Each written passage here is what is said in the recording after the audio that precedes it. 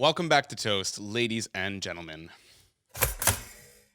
Today, the last installment, you already know it, of the Balkans. We're talking about Macedonia. Now, Macedonia, for those of you who've been, capital is Skopje. Most interesting place to go is the Lake Ohrid, which is a very famous lake, very beautiful lake, and is specifically the lake that I went to.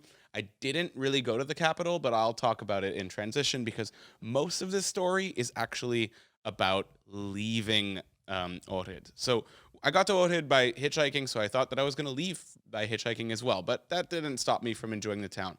I'll describe it a little bit because it's a lakeside town, very pedestrian, very similar to the rest of the Balkans, except it's just beautiful. And there are so many nice reviews in so many traveling magazines around the world, even National Geographic, that just report on this lake. And I just had to see what it was all about. And it was really cool to see it in November with, a lot of like snow in the mountains around it, a little bit of foggy days and a little bit of sunny days. And everyone's kind of bundling up and the food is changing, the street food is changing. And there was just so much that they had to offer that I just don't know if you get to see that really in other places in the Balkans as much, like such a developed town next to a lake and just a great tourism industry built around it.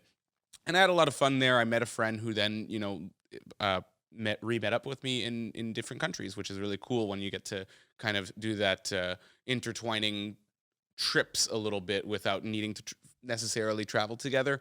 But Ohrid aside, when I was leaving, it was really cool because I was like, well, man, hitchhiking here was so easy that hitchhiking, to where I wanted to go, which was ideally in Kosovo, Pristina. Oh no, Prizren. Pristina is the capital. Prizren is where I wanted to go, but I was hoping really to just get to the capital of Macedonia, which is Skopje.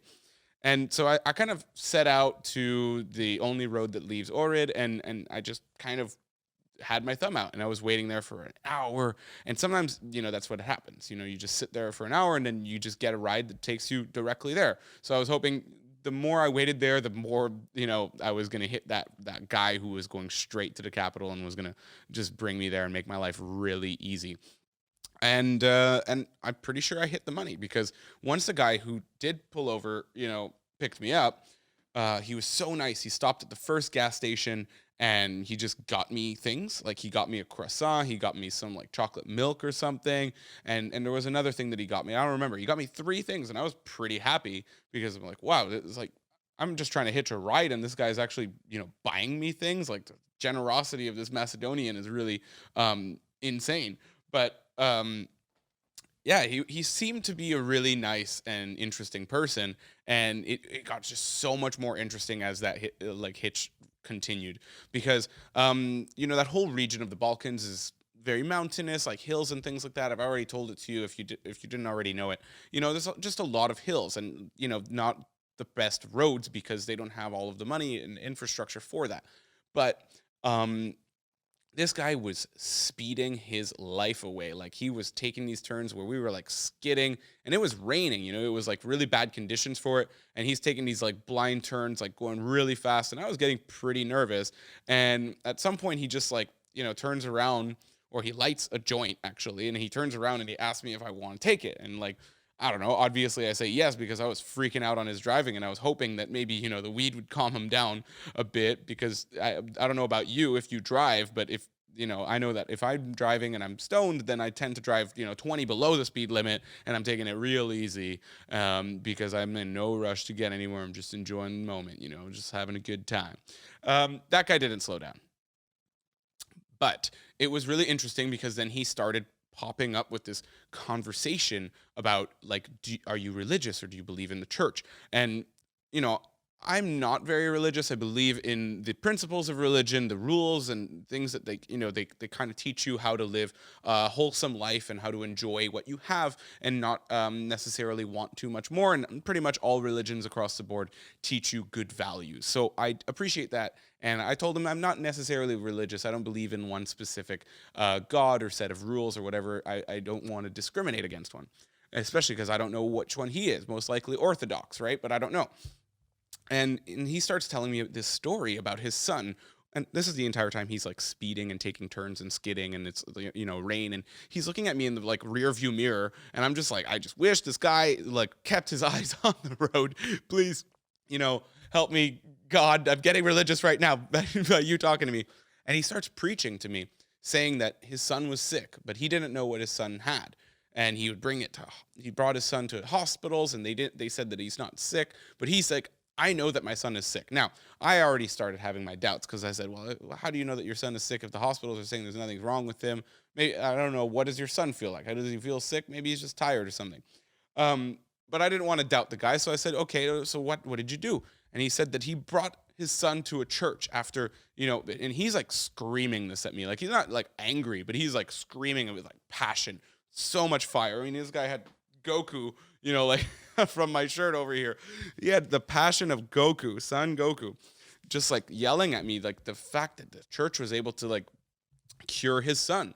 And, to me, it was like a really cool, inspirational story, as much as it was very intense. And, maybe his delivery could have been a little bit better, less aggressive or something like that. But either way, like I was, pretty inspired. I was like, well, fucking awesome, dude. You cured your son. That's great. And, the conversation just like veered into like such a very strongly religious direction, where he started saying a lot of things that, the church answered a lot of questions for him. And I have a lot of respect for that, because I think that a lot of us are always searching for answers to questions that we might not be able to find through science or through our friends and family. And sometimes, religions, not necessarily church, but religions in general, create that good outlet. And I was genuinely happy to see it, came to him at that age. He was a middle-aged man. Usually it takes us, our 80s or something, or our 70s is when we start getting a little bit more religious and hoping that, the afterlife is a thing, because, well, now we're at the end of our earthly life. So, either way, it was very interesting. And then, it was getting really intense, and I was getting a lot less comfortable. And he had another passenger, so I was sitting in the back of the car. I guess you may have gotten that by saying when I said that he was looking at me through the rear view. I wasn't in the passenger side. There was a passenger who just didn't speak, and this guy's English, the driver's English was not that good either way. So he was like kind of panicking, just talking to me, and it was really getting to a point where I don't think anybody was really too comfortable in that situation.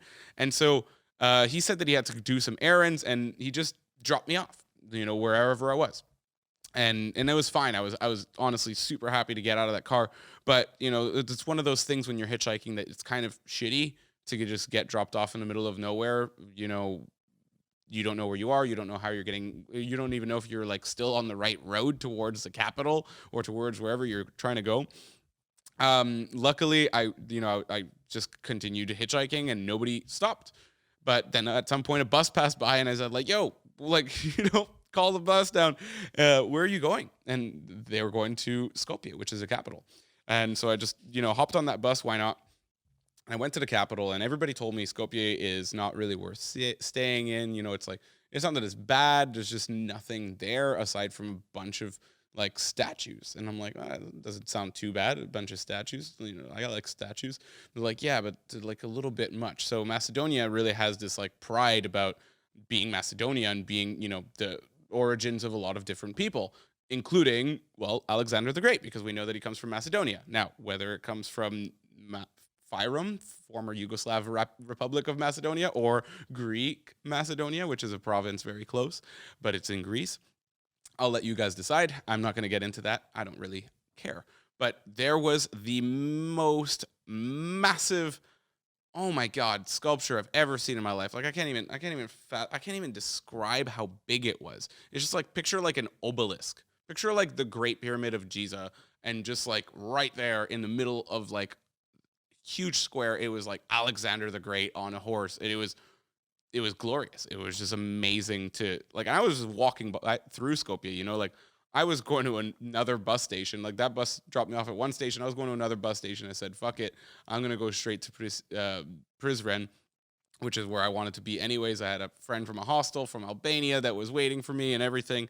And it was just so interesting to see so many sculptures. Like not just the Alexander the Great. The Alexander the Great was by far the biggest one. It was like, I swear it was like an obelisk. And And then the other ones are just like all over the place, like towering. Like just walking to the bus station, I probably passed like 12 of them. And then when I was in the bus leaving, we probably drove by like 25. Like there were so many massive sculptures like that take up the space of like an entire roundabout. Just the sculpture, not like just that they make it a roundabout around the sculpture. Like, no, the roundabout was a sculpture. Those were just gigantic things. I'm kind of happy I didn't stay in Skopje. I'm kind of happy that I, gave myself more days for Prizren, because I'm going to talk about Prizren and Kosovo and Serbia and all of those things next time that I visit the Balkans on this podcast, which probably won't be for a while, because I'm sure you guys are sick and tired of hearing that word Balkans. So without further ado, I ended up, getting that bus, and that's it pretty much for my experience in Macedonia. Sometimes when I travel, and like anybody, I don't spend as much time in places as they might deem necessary. Maybe like that Lake Ohrid, I probably could have stayed, maybe 4 or 5 days instead of 2 or 3 days that I probably stayed. But sometimes it's okay to, choose your battles. And one of those things about traveling that I really learn to appreciate is that spending an extended period of time is obviously a way better way to feel integrated in the culture, a connection, maybe learn a bit of the language, find some cool spots, and really feel like you know a country. It's not like I can't say that I've really even been to Macedonia if I've only been to Ohrid, right? But sometimes you just need to pick your battles and, stay somewhere for 2 days, and you still get a story, because, you hitchhike out and you meet this, guy who just said his son was sick, and, the church saved him. So all I'm trying to say is that, not all of these stories are me staying in locations for extended periods of time, but they are really wholesome in how they impact you, you or me for them, because, that's kind of scared me off of hitchhiking a little bit. For the rest of that trip, I didn't hitchhike because of that guy. And, it took me a while until I wanted to hitchhike again as well after it. So, it's really interesting how we go through these waves of these things, and I'm just going to leave you guys with that. So, not really sure what my next podcast is going to be, because I am going to probably see what my face looks like and shave my beard, and probably not put my face in front of a camera. But I'm hoping that pre-recording all of these episodes is enough content to keep you guys entertained, and enough content to keep me fucking accountable to posting these bad boys. So, thank you so much again for listening. If you have any comments or suggestions or recommendations, or I don't know, requests of places that I've been to, like, comment it or send me a message. Maybe if you want to come on the podcast, do it, man. Just hit me up. We're at quarantine or whatever. We could set it up either, maybe not in the studio here, but at my place or something. We could do a little bit of a smaller setup, or a Zoom setup. We could Skype, and we could podcast together, especially if we have stories together. So take care, stay safe, and see you next time.